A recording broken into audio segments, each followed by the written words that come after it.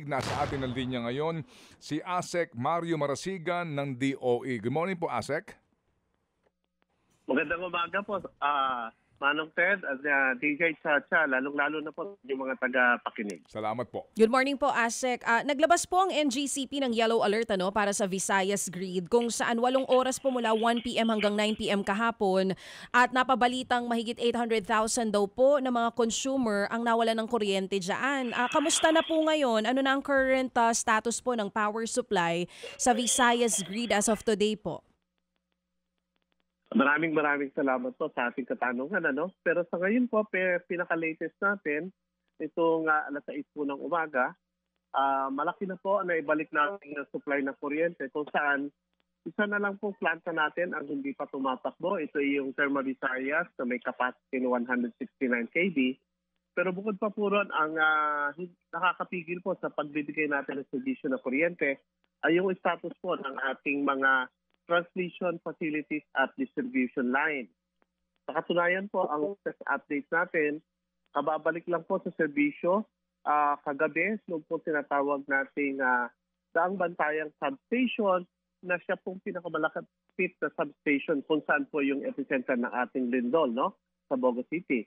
At ito po ngayon ay nakapagbigay na ng kuryente doon po sa mga apektadong lugar nung ating pong distribution utility or electric cooperative, ito pong Cebu 2 Electric Cooperative, kung saan po ay nahirapan po tayong kumuha ng kuryente dahil ang susunod po na substation ay manggagaling na down south sa Compostela po, sa municipality ng Compostela sa Cebu. So sa ngayon po, naiayos na po ngayon at nag-umpisa po kaninang 1:00 na madaling araw, nagkaroon na po ng pagbabalik ng serbisyo ng kuryente sa kalakihang bahagi po ng franchise area nga ng ating Sebeco 2. Opo. Sa Leyte po, as of 8:30 p.m., naibalik na po yung dalawa nating electric cooperative sa serbisyo. Ito po yung Don Orestes Electric Cooperative at saka Leyte Electric Cooperative 5. So sa ngayon po, maliit na po ang ating hinahanap na solusyon pa. At nakadeclare na po na yellow alert na. Wala na pong yellow alert ang Visayas natin. Nasa normal condition na po. Oo. Sabi niyo po isang power plant na lang ang hindi gumagana. Kahapon po ba ilang power plants ang naapektuhan? Gaano po ba kalaki yung damage dun sa mga power plants natin? Lalo na po dun sa sinasabi ninyo na badly hit na Daan Bantayan Substation. Ganito po, pagkatapos po ng lindol o kagyat pagkatapos ng lindol, nagkaroon po tayo ng 27 o 27 power plants na nagkaroon po ng tinatawag nating 4 outage. So, yung pong force outage ay may iba't ibang kadahilanan. Pwede po sa mismong planta ang nagkaroon ng diferensya or dahil nabatay po yung ating mga transmission facilities, kailangan din po nilang magpatay ng planta. So ito po ay 27 power plant at ito po ay may kabuuan na more than 1,400 megawatts. Kaya halos buong probinsya po ng Cebu, ilang area sa Samar at Leyte ay naapektahan ng pagkaputol po ng daloy ng kuryente natin. Oo. So sa ngayon po, ilan na lang pong residente ang apektado nitong isang power plant pa na hindi naaayos? At kailan po ito may isasaayos para po maging operational na ulit? Sa ngayon po, kagaya po na nasabi ko sa inyo kanina, hindi na po nakaka-apekto yung isang planta natin na hindi pa tumatakbo dahil po nagkakatulungan na po yung ating grid system at na-declare na po na normal ang ating sistema ng Visayas. Kasama na po dyan yung pagdaloy ng kuryente galing Mindanao at galing Luzon para po sa Visayas. So sa pagbabalik po ng ating substation sa Daang Bantayan, ito naman po ay nasa distribution level na ang susunod. Kung saan po ine-energize na lang natin yung mga linya ng kuryente na kahapon po ay wala pa. Okay, so tama po ba pagkakaintindi namin kung hindi na po nakakaapekto yung power plants, yun pong mga nawalan ng kuryente na umabot ng 800,000 consumers, most of this meron na pong kuryente sa ngayon?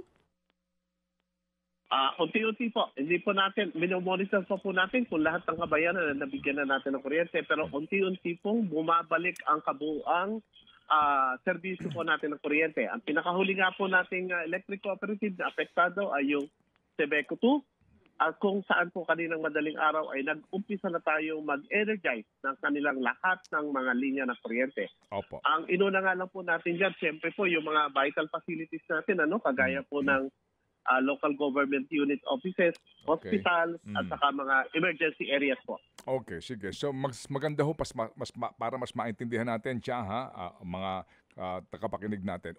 Unahin natin muna ang usapin nga ng generation, yung pinanggagalingan ng kuryente. So far, sir, wala na ho tayong problema sa source ng kuryente mismo, sa generation. Tama? Tama po kayo, Sir Ted. Okay, Wala na po tayong sige. problema. Okay. Dato po at may mga planta pa tayong hindi tumatakbo. Yes, but again, yung pong kakulangan dito, napupunuan po ng ilang mga planta. Klaro yan. Okay, so generation, puntahan natin yung pong transmission. Yan, okay. Lahat po ng NGCP lines connecting Cebu and perhaps pati Bohol, papunta po dito sa grid natin, dito po sa Leyte, sa geothermal, lahat ng NGCP lines ayos na po. Meron pa po tayong binomonitor ng dalawang transmission facilities. Saan? Ito po yung nagdudugtong ng Daang Bantayan at saka sa Compostela po at sa Tabango, sa Leyte po. So, ito po ay hinihintay lang natin na ma-energize.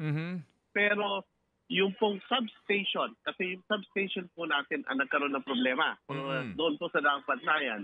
At dahil na-energize na po natin ang Daang Bantayan substation, kasunod na po nito ang pagbuhay ng linya ng Daan Bantayan Tabango at Daan Bantayan Compostela.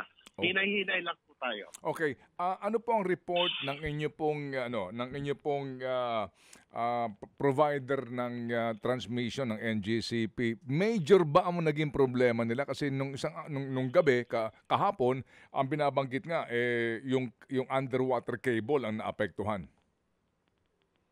Tama po kayo, Sir Ted, at maganda po yung inyong paglilinaw. Dahil po yung ating isang major substation nga po ang siyang naapektuhan, lahat po ng linya na nakakabit doon, kasama po yung ating mga submarine interconnection ay naapektuhan. Opo, sige. So how soon will this be fixed kaya? Anong report ng NGCP po sa inyo? Sa ngayon po, ang binigay po sa ating status ng restoration ay lahat po ay pinipilit ng maging normal condition, hopefully within the day po. Okay. Ito pong Leyte province ngayon, the island of Leyte, ito ho ba ngayon ay fully energized na?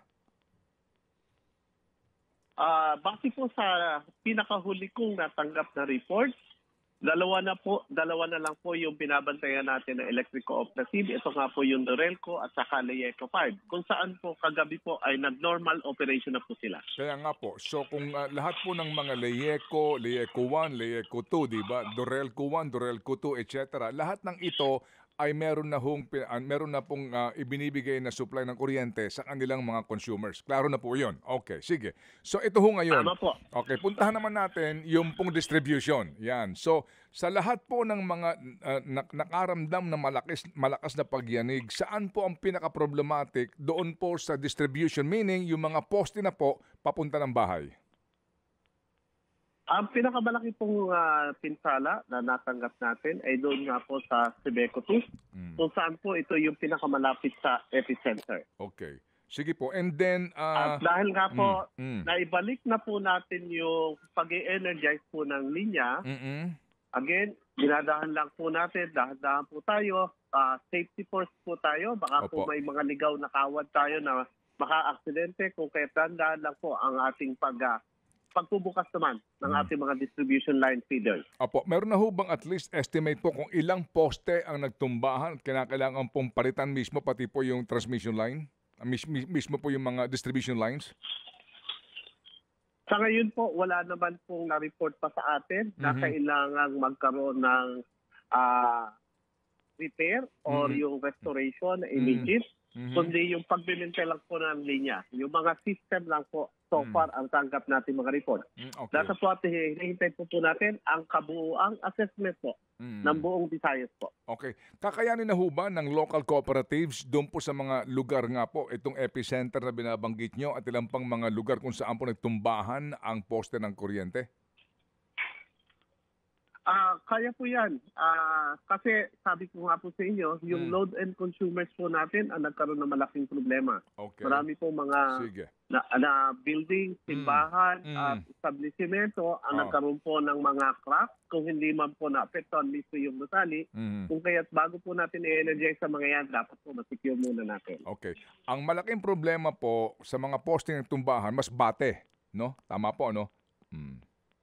Opo. Okay. Tama po kayo. Pero yung pong Masbate ay hindi po masyadong naapektuhan ng lindol. Yes. Ang kalamidad po na dumaan sa Bagyo. Masbate ay yung pong Typhoon Opong. Yes, sir. Yes, sir. Kaya nga po, doon po sa Masbate, sa mga dinaanan po ni Opong, yung pong mga visuals na marami mga poste ho ng kuryente na nagtumbahan, yung po ba kinakailangan pa ng mga tagalabas ng probinsya, ng mga cooperatives para tumulong?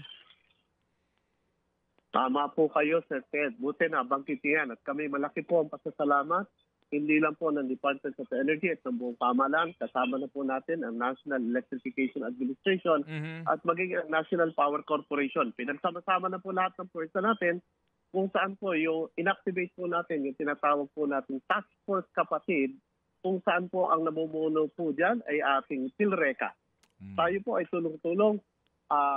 Nagkaroon lang po tayo ng mga challenges sa transportation dahil alam po tawid dagat po kailangan po at galing sa iba't ibang lugar.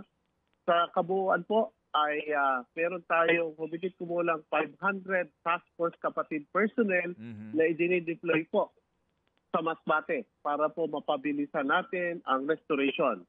Ang natumba po mga poste doon pa lang po sa mga major lines, yung tinatawag natin backbone grid, ay humigit po sa 1,100 posts. Wow. At ito po ay talagang papalitan na. Hindi po siya i-repair lang, kundi papalitan na po. Ganun po karami. At nag-estimate po kami dyan, doon pa lang po sa backbone grid, nangangailangan po tayo ng humigit kumulang 24, minimum po, 24 days. Kung kaya po natin magtayo ng isang posto, isang araw bawat team, meron po tayong 50 team, then baka po abutin tayo ng minimum 24 days. Pero ito po ay backbone grid system pa lang.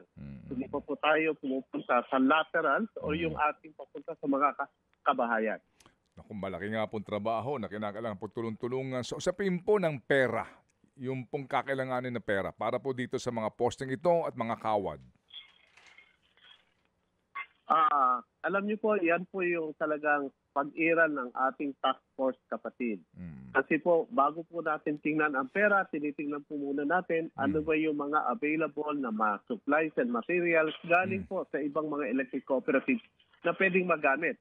So, sa pag-deploy po natin ng task force kapatid, hindi lang po tao ang pinapadala natin, kasama po ang mga equipment at kung meron po mga spare, mga facility, na mga supplies and materials, kasama po yun sa dinadala at bitbit po ng ating task force kapatid.